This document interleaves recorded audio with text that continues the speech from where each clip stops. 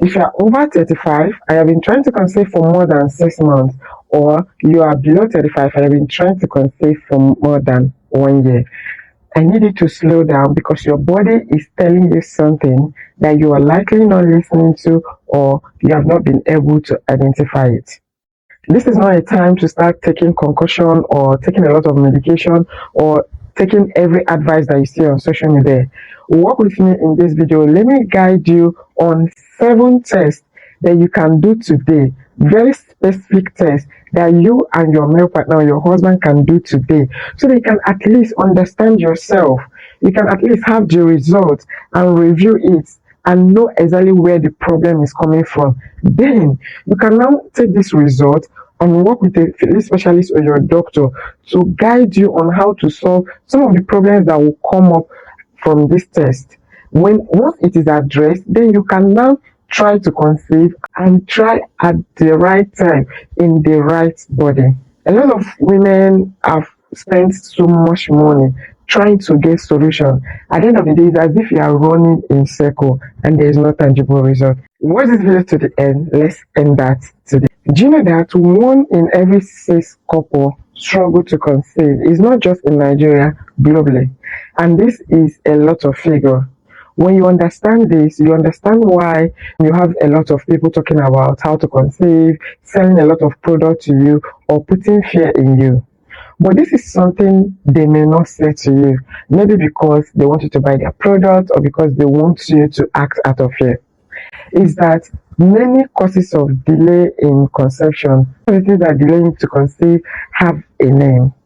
There are things that can be identified. There are things that you can know and you can solve it for many, many couples that are running around trying to conceive.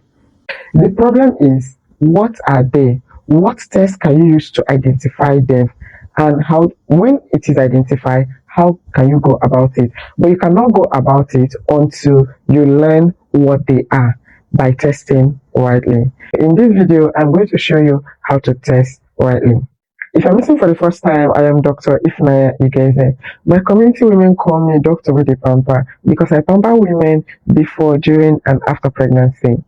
I'm a licensed medical doctor, and on this channel, I share simplified education on fertility care, how to conceive naturally and faster, how to achieve a healthy pregnancy, carry it to term, and deliver a healthy baby, how to navigate the first 90 days, which is very vulnerable for you and your baby, and how to navigate motherhood, career, and building a business. Because at the end of the day, you want to be a fulfilled woman, not just somebody's mother.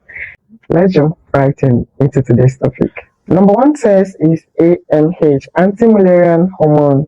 This hormone simply tells you how many eggs is remaining in your ovary. How many do you have left? What is your ovarian reserve?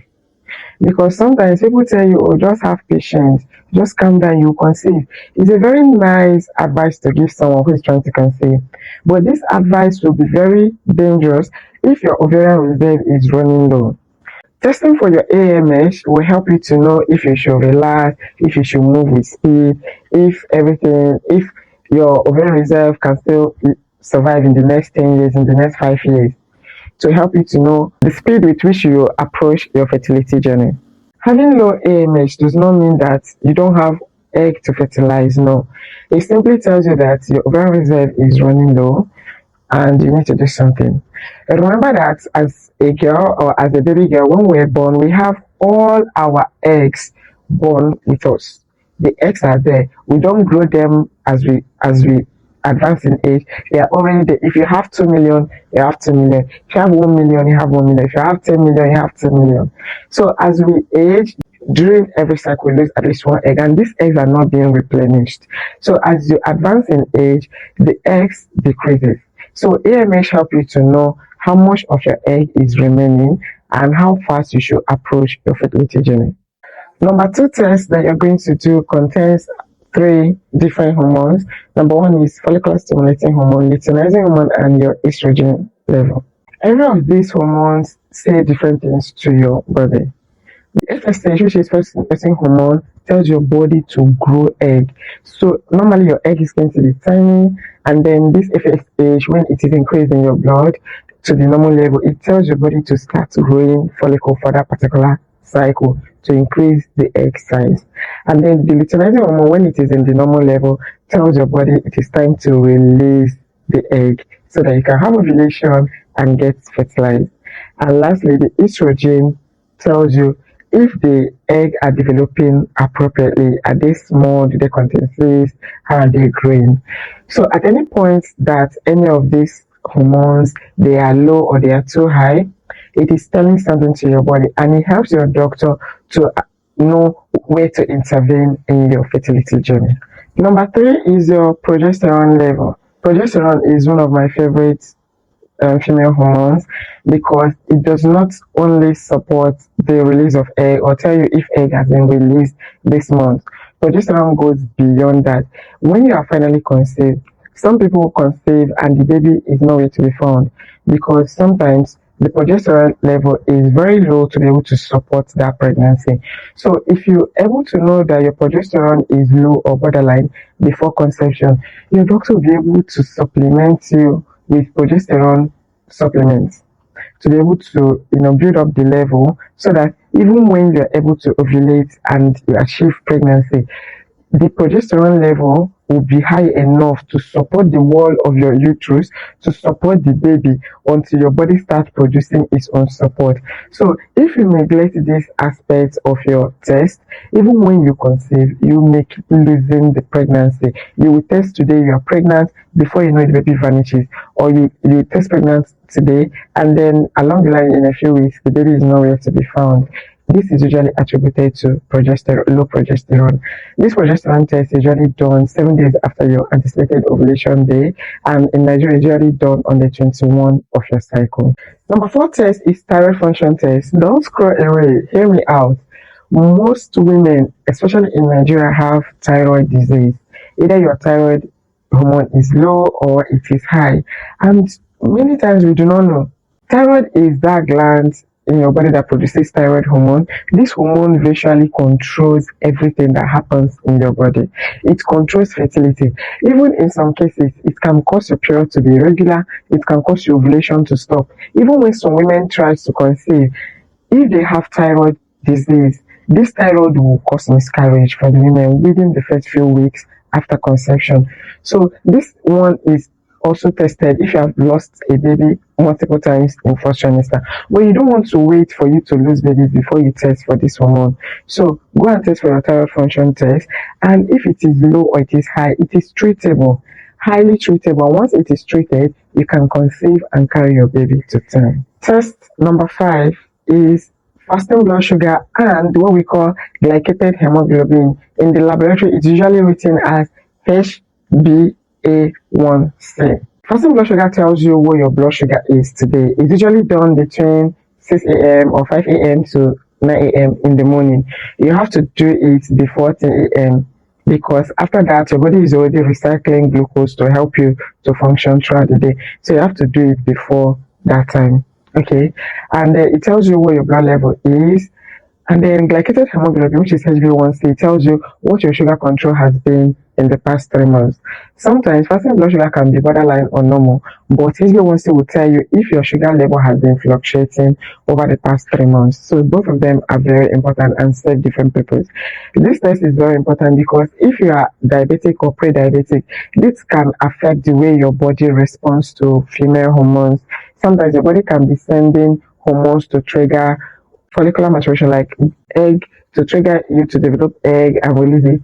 If you are having diabetes, it's going to make it to be insensitive. It's not going to respond to that stimulus.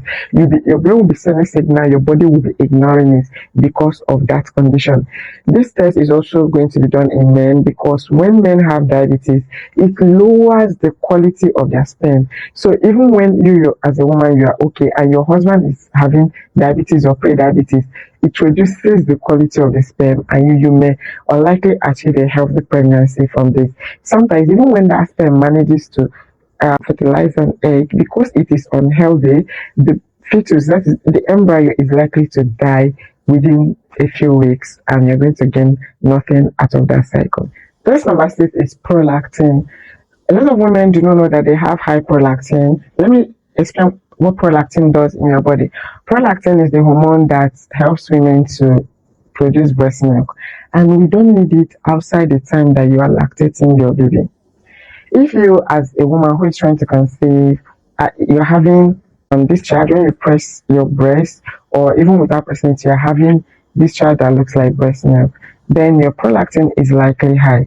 And when your prolactin is high, it tells your brain that you do not need pregnancy, you're already lactating, you're already giving birth, and it suppresses ovulation. So you having your period, you're not releasing egg, your period will be coming, but you're not releasing egg. It suppresses ovulation, and this condition is treatable. You just have to do the right test, make sure, get the result, and take it to your doctor, and they're going to treat it, and you're going to conceive.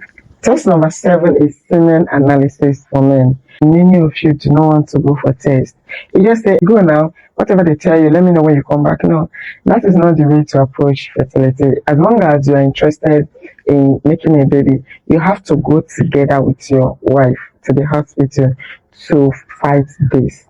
You cannot be sending her, cannot be pushing her, and while you're not doing anything. And one of the things you can do also is semen analysis. The semen has a lot of information to give us. It tells us the health of the sperm. Do you know that the shape of the head of your sperm can tell us if the sperm is healthy or not? Do you know that the way your sperm moves, how fast, how slow, how sluggish, whether it's moving straight or it's being like somebody that is drunk, is going to tell us that if there is a problem or not. The number also tells us if this number is even enough to fertilize a woman. Sometimes you may have healthy sperm, the shape is good, the movement is good, but the number is low. In this case, your doctor who is working with you can decide to extract this sperm and separate them and use it to now inseminate your woman directly. So the problem will be solved. You see why it is important to do all these tests, so that you know exactly what the problem is, how to fight it specifically, and save money. Doing all the tests, taking all the supplements that you see online, taking concussion, going to pray houses and all that, they are good. Some of them can harm your health, but knowing exactly what is happening to you by doing the test that you need to do is very important. In the next video, I'm going to explain to you, for those of you that want to do HAG, when HAG is required. When HAG is a traumatic test, it is not something you jump into the first time you are trying to solve your fertility problem. It is a secondary test. And in the next video, I'm going to explain to you when HAG is required and what to look out for when you're doing your HAG. Until then, do well to subscribe and hit the notification button, and I'll see you next time.